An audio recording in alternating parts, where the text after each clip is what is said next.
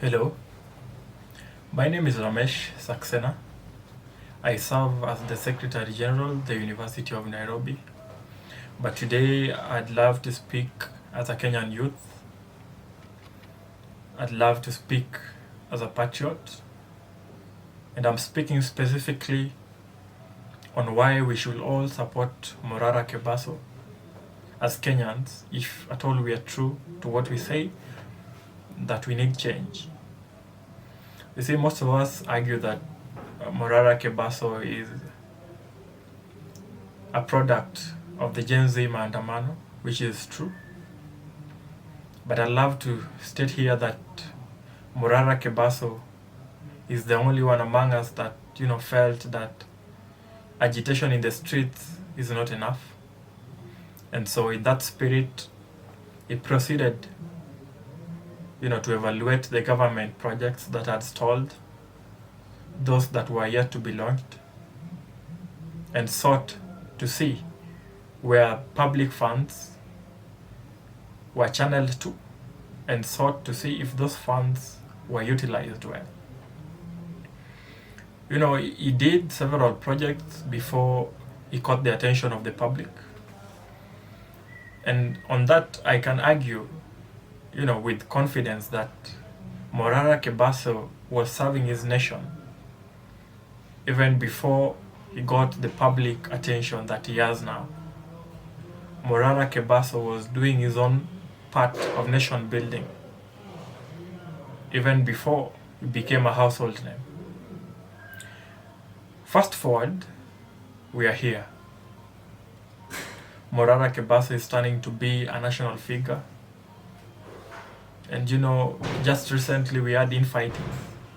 Someone like Mercy Taros claiming that Morara Kebaso should have, come up with a different slogan from Kenya Ni Home. She has her own reasons, definitely.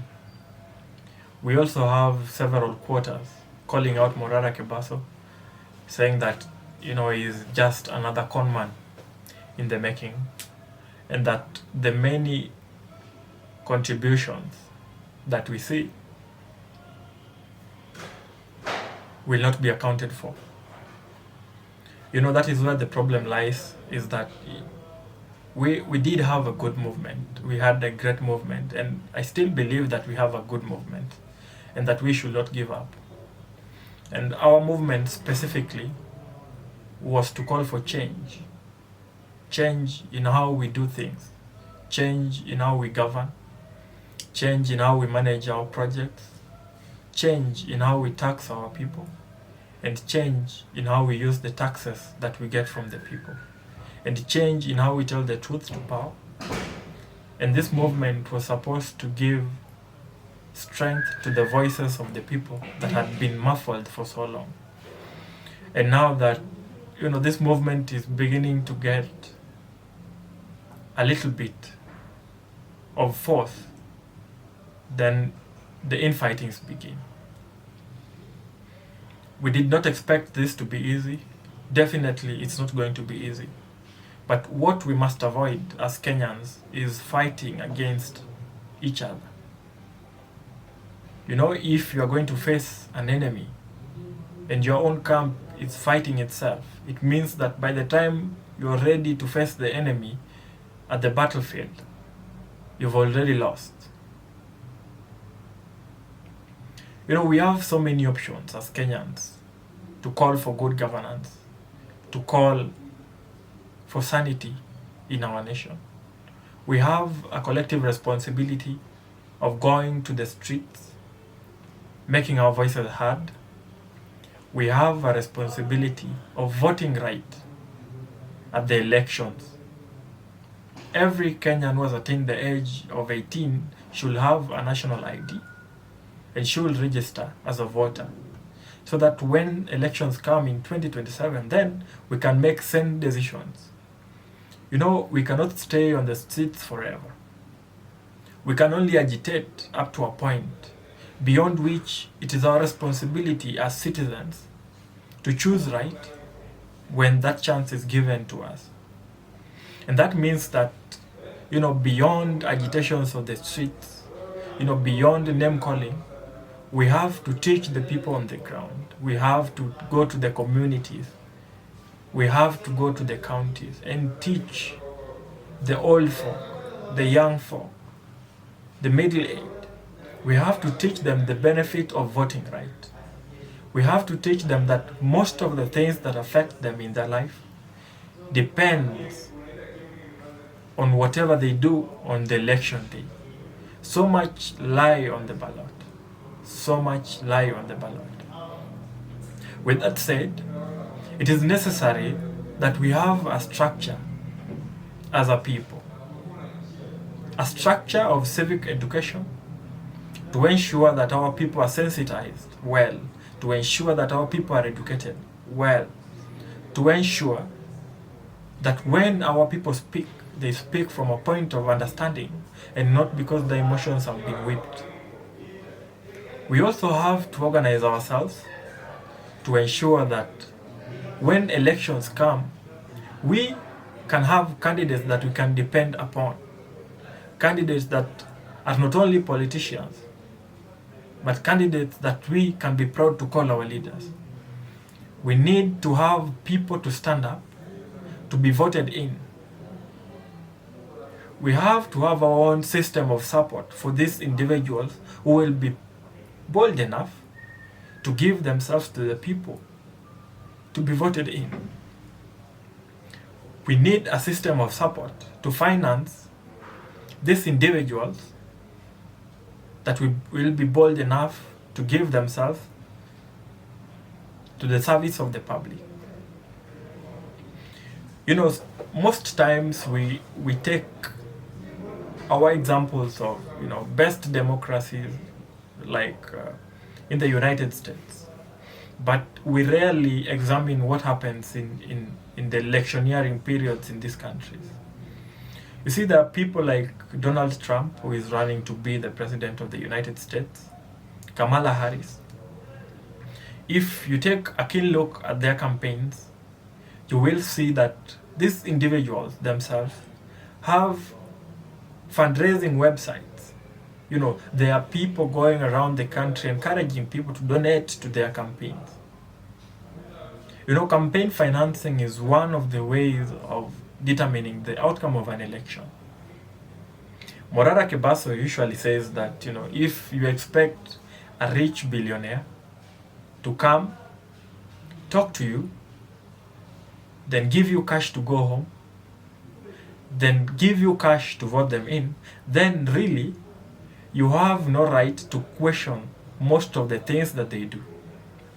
If someone bought your vote, then you do not have a say really on the policies that they are going to make.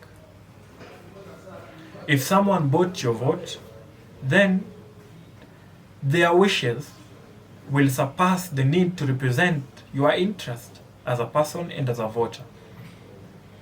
And that is why we have to support Morara Kebaso. If his wish is to change the culture of campaign financing in Kenya, then we have to support him. It does not mean that you have to leave your ideals, you have to leave your principles and all that. Everything that we do today must be done for the betterment of our future. And I say this because there are naysayers that are saying that until when will Morara Kebaso sustain the request for fueling, the request for officers and all that. I'm here to tell you that even if Morara Kebaso fails, but to a point he shall have made steps in the right direction. When Ramesh Saxena comes tomorrow, he can be rest assured that if he stands for the right thing and if he speaks for the people, then it means that there will be people willing to fund his activities. There will be willing people to hold his hands towards the finish line. And again, I'm in support of forming a political party, which is again an idea driven by Morara Kebaso and like-minded Kenyans. Forming a political party is very necessary Because, in retrospect, when we think about the Gen Z movement, it was a huge success. And most people say that, it is because we were partyless, we were leaderless, and we were tribeless, which is very good. But the end of such agitation taught us well that there needs to be a structure. There need to be people to negotiate when the time for negotiation comes. You see, we were partyless, we were leaderless, we were tribeless. But when a time came to front names, then, none of those who were in the streets benefited from that. And when I speak of benefiting, I do not say that, none got to enjoy the fruits of, man and all that. People died, and they should have died for something. I still believe that they died for something. And we should have been fast to negotiate, to be given whatever we desired. What did they die for? And having taken these lessons, it is upon us now to use them to better this movement. We can have people on the streets agitating. We can have people on top of cars doing civic education. We can have the likes of Oeba in matatus doing civic education. We can have bright minds like Joshua Okayo teaching people law and doing civic education. We can have people forming political parties and fighting for political power. The only thing that we have to do is show up for them when they need us. Show up for them when we are called. The other benefit of having a political party is that it gives us a chance to have structures even in the grassroots. The truth of the matter is that Morara Kebaso is just a man, and he might not be able to go all over the country preaching the message of change. He needs soldiers by him. He needs brothers by him. He needs like minds. And that is why I say that we need a political party that will be able to accommodate everyone across Kenya. So that when we preach the message of change in Nairobi, the same message is being preached in Voi. When Joshua Okayo preaches the message of change in Mombasa, then we can have Anoeba preaching the message of change in Beta, Suba North. When Shard is preaching the message of change in Kakamega, we can have Hanifa preaching the gospel of change in another place. And that is why we need this organization, and that is why we need this structure. We also need this party because we need to see the youth of this country vying for elective positions. And the truth of the matter is that aligning is very important. And once you align with parties that do not give you priority, then we have lost it. We have seen sagas involving parties and the way they dish out nomination slots, the way those who don't have money are pushed aside for the haves. And that is why we are saying that we shall no longer leave our elections to the rich. Every Kenyan must rest at night knowing that they could have a leader they want, knowing that they too could vie for a position in this country, and whether they have cash or not, they equally stand a chance at clinching those positions. And that is why 3 years down the line from election date, we have to start now. And it does not matter if we vie the 1,000 of us and fail at it, then that is it. We shall have failed to clinch those positions, but we shall have made our voices heard. We shall have made our stance known, and we shall have made steps so that those that come after us shall not have to walk the path that we have walked. they shall not have to start from ground zero, because someone was brave enough to start the journey. Morara was brave enough to point out stalled projects. He was brave enough to start going around the country preaching the voice of change. That you were brave enough to trust such men with the resources that you have, in the dream that one day our country will have better leaders, in the dream that one day our country will have people that will form policies that are directly aligned to the wishes of the people. And that is why I thought it wise, to sit before this camera and speak to you,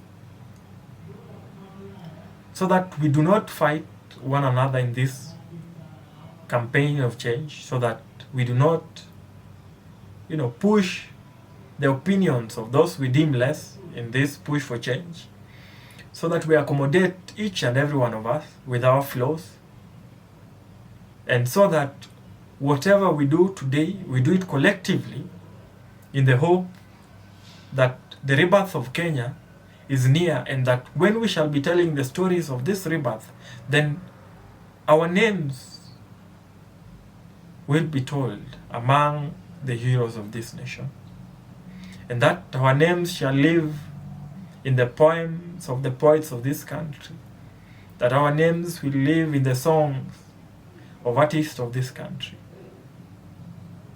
It is unto us, and we have to show up. Thank you.